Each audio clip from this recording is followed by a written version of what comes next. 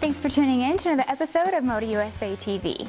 This time around, we've got a healthy dose of off-road action that's kept our guys dirty in this first week of summer. So stick around to see what they've been up to.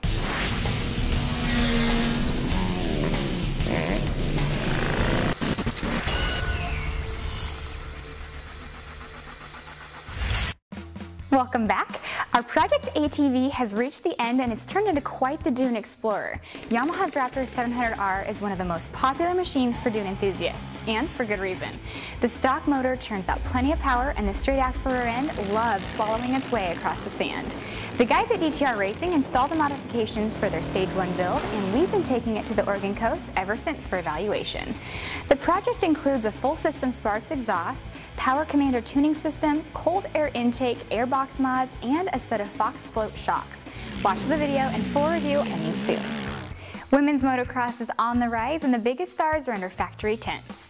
We hung out with one of the WMX's hot prospects. Chad Reed and Ryan Villapoto have a new teammate in the Monster Energy Kawasaki rig. Sara Price joined the squad to race a potent KX250F in the Women's Championship Series. We've been chatting with Kali's female superstar, and we watched her work into 5th place in the championship standings. Price was 3rd last weekend at Thunder Valley and is looking to gain more ground in Redbud this weekend. We spent an entire weekend watching the young lady in action around the Kawasaki pits in Texas's miserable heat. Read our full interview and our inside scoop on one of motocross's fastest rising stars. Speaking of Kawasaki's KX250F, we headed to Budds Creek Motocross Park for the introduction of the all-new 2011 model. Kali installed fuel injection on an already awesome motor. Plus, Team Green has a crazy new suspension setup on the front end. JC has the report from Maryland. Hey guys, I'm out here in Maryland at Budds Creek Raceway. This is one of the most famous and scenic tracks on the entire national circuit, and we're here for the 2011 KX250F. The spike's fuel injected now. Also, the front end has been redesigned with an all-new fork. We've got our pro ringer out there. We're gonna go spin some more laps on the bike and read the full report and watch the video online. Motorcyclists love to argue, and we've been riding a bike that brings out the love-hate like nothing else.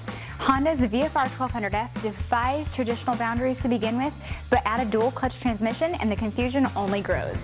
We rode the automatic transmission version in Japan during the press launch, but have recently had the opportunity to roll it through our regular stomping grounds.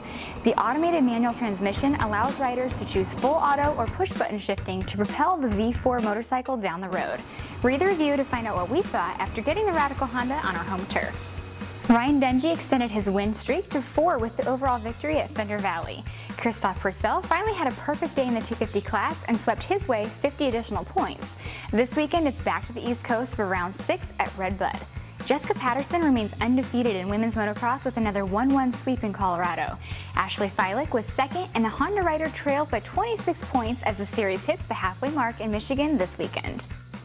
Nate Caney and Brian Wolf each picked up a cool 10 grand for winning the bike and ATV divisions at the MotorcycleUSA.com Snowshoe GNCC in West Virginia. It was the first win of the year for Caney, and what better time to come out on top than when there's $10,000 on the line. The KTM rider battled Jesse Robinson through the rocks and ruts of Snowshoe until Robinson got stuck in the mud, which opened the door for the hardworking Caney. In the ATV class, for the 2nd consecutive year, the $10,000 prize was awarded to an XC2 rider. This year, it was Honda's Brian Wolf, which poses the question, what makes snowshoes so difficult for the pros?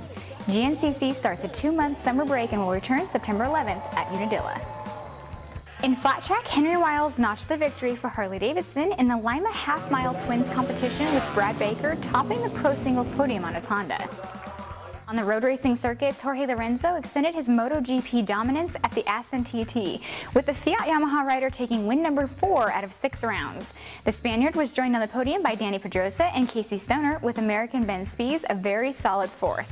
In the World Superbike Series, another dominator, Aprilia's Max Biaggi, asserted himself at Misano, bagging his 2nd straight double victory performance. Biaggi now holds a 37-point advantage over Suzuki's Leon Haslam in the 2010 points chase. The road racing paddock will take a bit of a break, with only the GP boys racing this July 4th weekend at the Catalunya GP for the 2nd of 4 Spanish Grand Prix this season. Well, that wraps up our show for this week. Be sure to watch MotorcycleUSA.com throughout the weekend for racing updates with insider reports early in the week. Also, don't forget that we're deep in the fantasy racing seasons, so don't let it slip by getting lazy. My Moto has everything you'll need to keep up to speed. Have a fun and safe 4th of July. We'll see you next time.